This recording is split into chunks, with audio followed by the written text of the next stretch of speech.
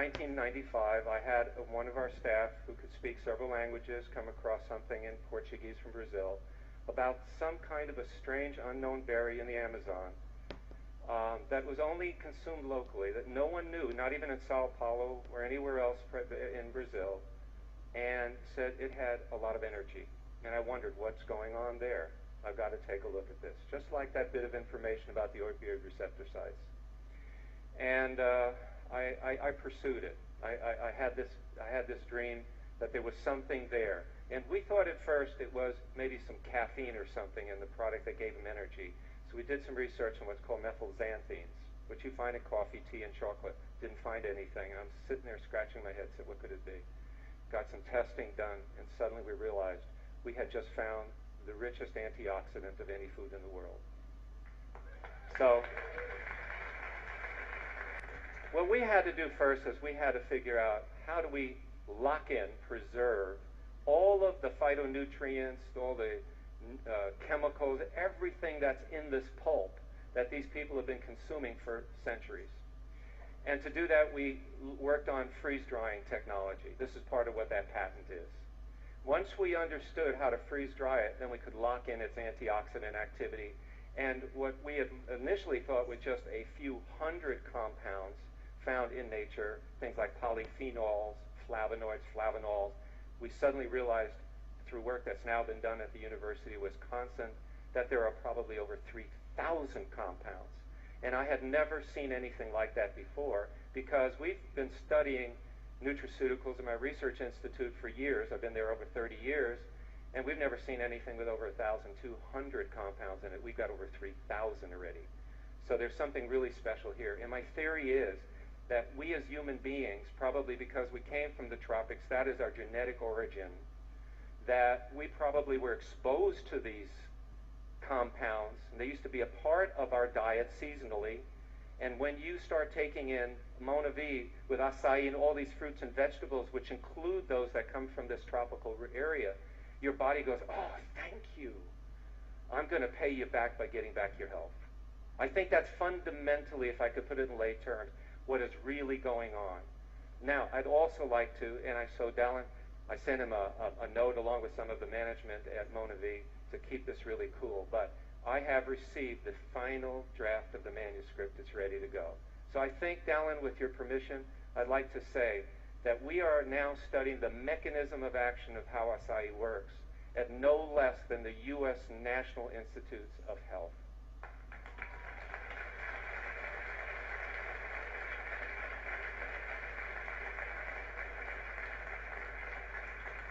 And what's great about this announcement is this isn't funded by MonaVie, nor Alex Schauss, nor our institute, nor any commercial entity. This was funded by the NIH, by the U.S. National Institutes of Health. And they've been doing it for quite a while. That's the secret I've had to keep. And I had no idea what they would find, but I want you to know they are so excited about what they're going to be publishing, because we suddenly have found some of the exact pathways that are found in the acai fruit that are profoundly impacting our health in ways that we were totally surprised. And they will have one other announcement, which when I saw the results, I couldn't believe it, because they didn't see it with resveratrol, they didn't see it with vitamin E, they didn't see it with anything they've ever studied other than this acai pulp. And I want you to know that I'm going to be back at NIH next week, because I'm meeting with a lot of the scientists there, the collaborators who've been doing this research. One of our members of the Scientific Advisory Board, Dr. Penny Chris Etherton from Penn State University, will be joining me, because they really want to get into this research seriously, because they believe that this acai pulp may have profound benefits in human health. And you are the leading company in the world offering this product.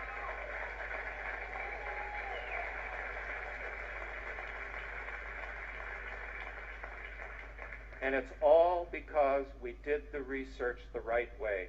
Believe me, NIH would never, ever have put their reputation, integrity, and respect on the line if they hadn't have seen not only the quality of the work, but the quality of the journals in which we published, including the #1 ranked journal in nutrition, agriculture, food chemistry in the world, according to Reuters. and that was the Journal of Agricultural Food Chem. When we published that paper in those most difficult of journals to get published in, that made a profound impact on their willingness to use U.S. taxpayer dollars to start studying this fruit and to try to understand also why is it that company like MonaVie is growing that fast. There had to be something.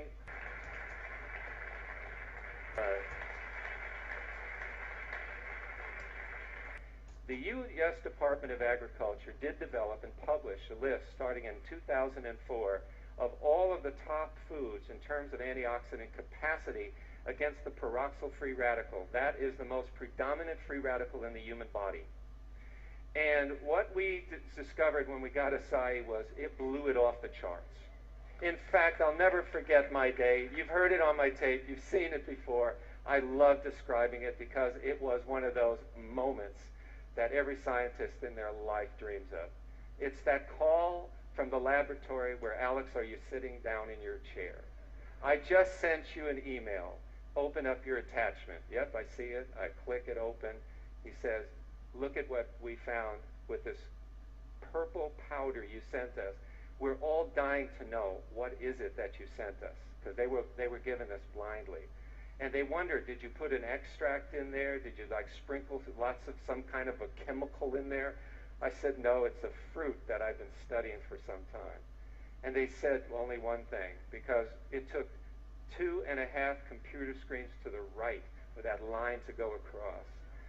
And of course my immediate response was, well, that can't be right. You know, that was a laboratory error. I mean, Alex, we knew you were going to say that. We've redone that 6 times. So at our expense. And I said, no kidding. Okay.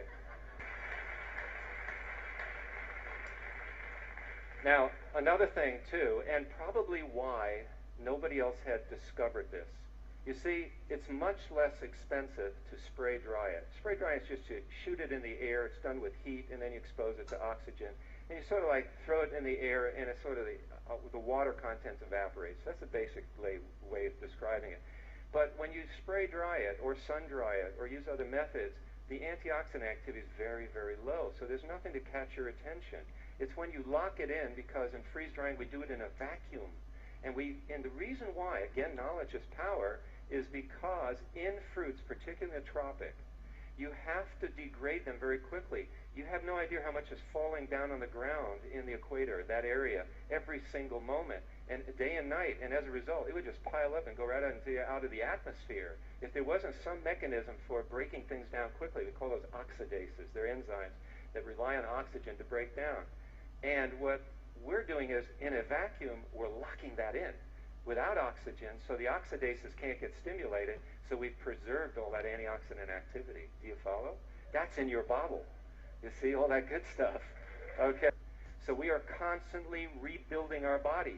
Do you understand the importance of that message? It means that if you're taking a product like MonaVie, and it has compounds which may be able to help you and arrest some of the free radicals and the free radical damage that those free radicals can cause, that it's conceivable you can literally rebuild your body in a year by constantly nourishing it nutritionally. And that's why I think, and that goes back to our 1995 paper that we looked at on that energy, because people in the Amazon said, when I stop drinking it, I can feel the effect. I'm not up to par. When I'm back on my acai, I'm feeling stronger. But remember, they're getting the fresh juice. They can pick it in their backyard. You know, we don't have that luxury. And it degrades so fast that if in 24 hours you had that pulp in a laboratory in Boston, it's mush, it's useless. We can't even study it. So we have got to do, and we had to develop that freeze-drying understanding right there in the Amazon. That's why nobody knew what acai was in any market in the world, because it's not in any supermarket. You can't put acai fruit in a supermarket. It would be mush. It would be molded by the time it would be there. And mold would get there so quickly. Why? Why would mold? Mold would come in there so quickly. Why? Because it knows this is full of nutrition, the good stuff. So it would grow so fast on it, it would never survive in any market as a fresh fruit. So he looks at challenges. Do you understand again? Why? When people say, well, how come I can't buy it, or I don't know about this product? Because only people in the Amazon can benefit from it. And after that, they have to understand the technology of preserving all of the characteristics and properties of the fruit. And and being able to put it into this bottle, and that's what MonaVie has been able to do for you. Okay?